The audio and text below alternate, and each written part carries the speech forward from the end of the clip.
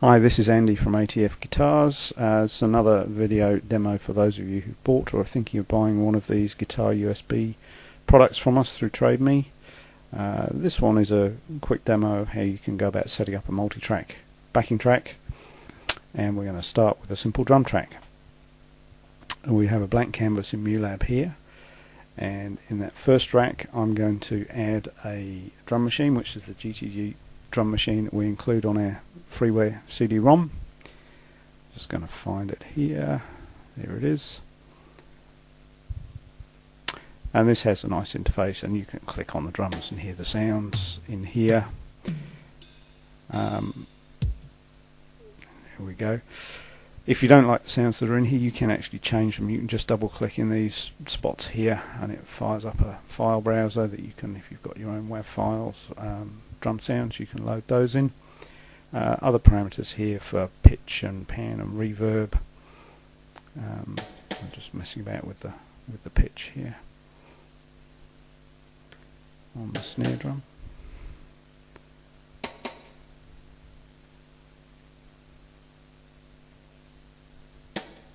That's better. So that's, now we can close the interface. We don't need that open while we're using it.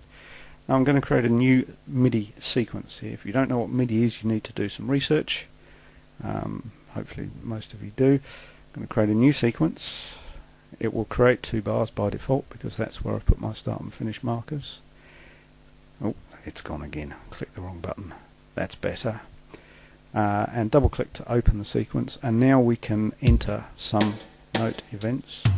You can see I'm clicking here on all where the drum sounds are on the piano roll. You get to know where they are, you learn those over time. Now I'm just going to add some simple bass, snare and hi-hat beats in the grid, which represents bars going across the screen. There's my bass drums in. I'm going to put snares on beats 2 and 4 of the bar, and then we'll put a hi-hat, 8 beats per bar. That's a really simple rhythm. You can get a lot more complex than this. And there you go. That's what it sounds like. I'm just going to change the tempo down on that because I'm after something a little slower. Try that again. Much better. Now of course we were creating a 2-bar sequence, and that's only 1 bar. So rather than enter the whole thing again, I can use the old copy and paste. So copy to the clipboard. Oops, wrong key again. Right click and go in and paste, and there's our 2nd bar.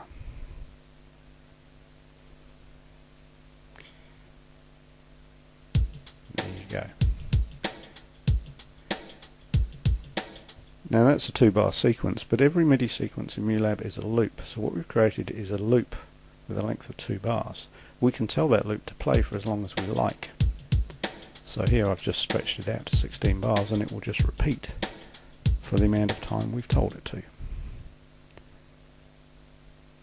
So that's a very simple drum pattern. Okay, time for step 2. We're going to add a simple synthesizer bass track. My guitar's on the other side of the room, so we'll just use a synthesizer. Simpler.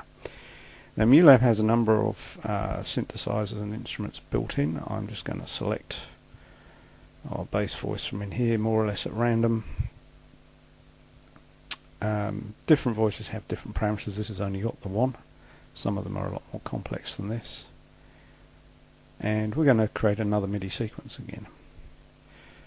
And it's done 2 bars again because that's where my start and finish markers at the top are, but this time I'm going to change the loop length to be 4 bars.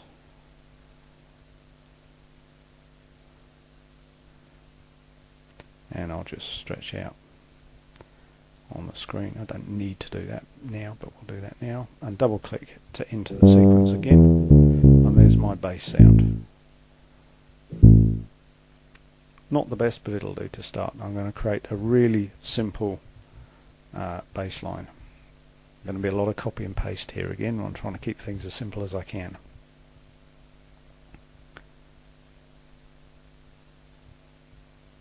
So here I'm just double clicking to add the notes into the grid. And now we're doing a bit of copy and paste. A lot of copy and paste.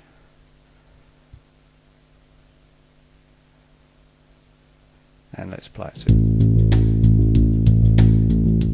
Told you to be simple.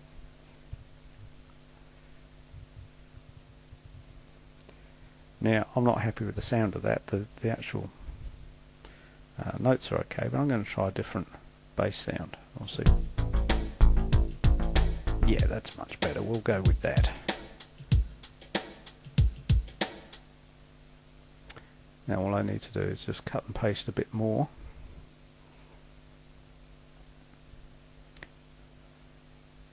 And do whole bars at a time this time.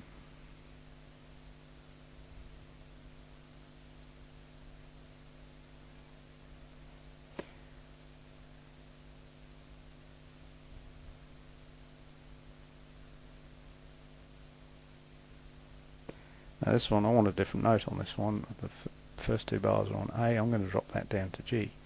And note, all I had to do was drag it down and put the fourth bar in at A again. And here we go.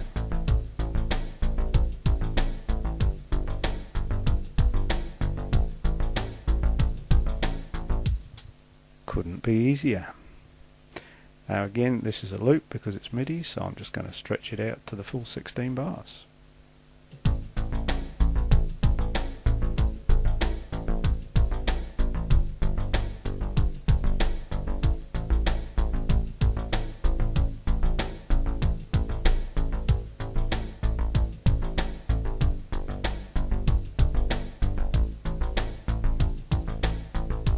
You get the idea. Okay, step 3, we're going to add some backing string sounds, some basic chords. So another rack here. Now I'm going to add in here one of the VST instruments that we supply on our freeware disc. This is the SFZ sound font player. This by itself is a player for sound font files, which are files that contain all sorts of different sounds. What I'm telling it now is which sound font file I want to use. I'm going to use the Unison one, which we supply. And you can see this has a whole heap of different sounds and patches available. There are several banks. The first bank has instruments, the next few banks have sound effects, and the final bank was probably of more interest as well, because you will see this has a range of different drum kits in it, which you can use in a similar way to the GTG drum kit that we're using now. I'm going to select a kind of synth string sound, and I'm just going to put some basic chords in here. So again, another MIDI sequence, and again I want a loop length of 4 bars, not the default 2, so I'm just going to change that.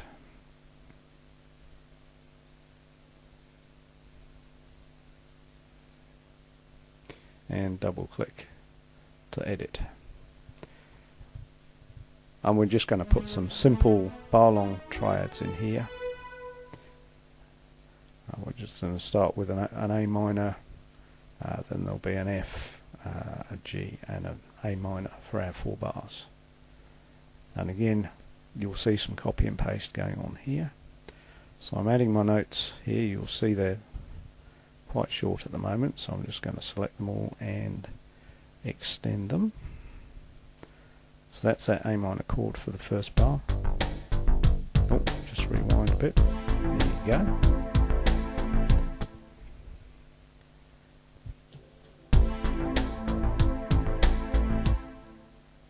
That's great. So that's bar 1. Bar 2. Guess what? Copy and paste.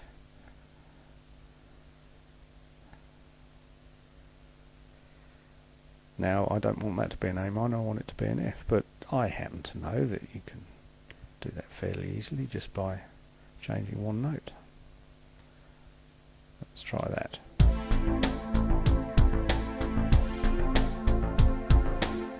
Easy peasy.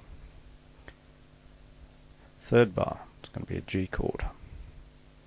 So I've pasted my A minor. Now I'm just going to drag it down to that will be a G minor, but I'm just going to move that middle note up from the minor to the major third.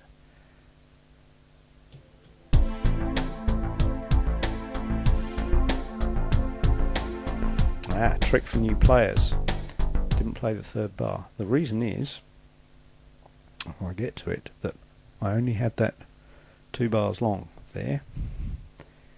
So although it was a 4-bar loop, we'd only told it to play 2 bars of it.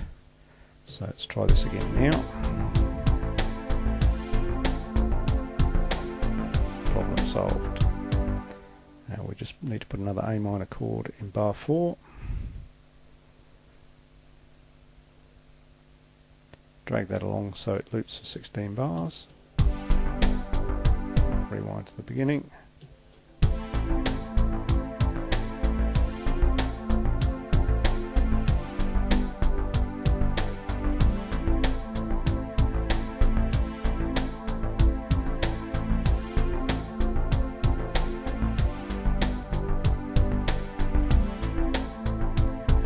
And that's our strings. Okay, enough of this MIDI nonsense. Let's actually record some audio now. I've got my cheap Chinese Stratocaster plugged in. I'm going to switch audio recording on, and to monitor I'm just going to select the next available rack, rack 4, press OK, and there's the guitar. No effects on that at the moment, of course, so we'll just expand the rack and add a freamp all-in-one kitchen sink guitar effect, and select one of the presets with effects. Nice clean preset. No, not that one. Yep, this will do. And I'm just going to change that delay to a reverb.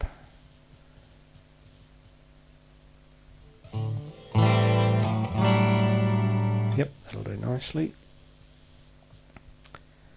And we're almost ready to record. I'm just going to change the tempo on this. I want it a little bit quicker. 103. And ready to record.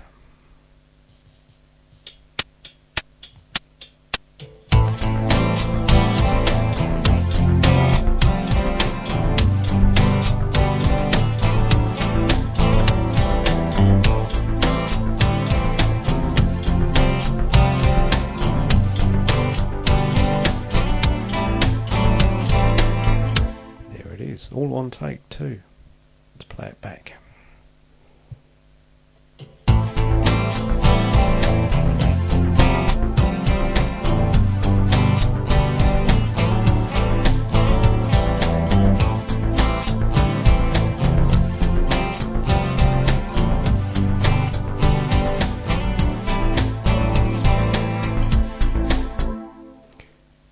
Now guess what? I want the second half to match the first half.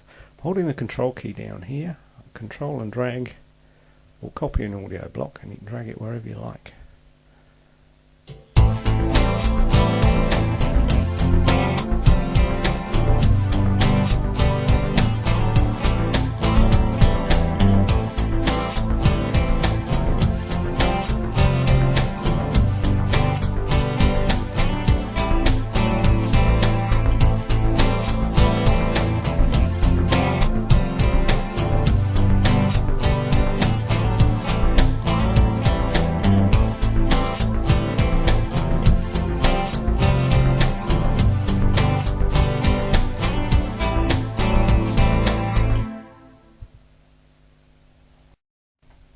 Okay, so that's our guitar.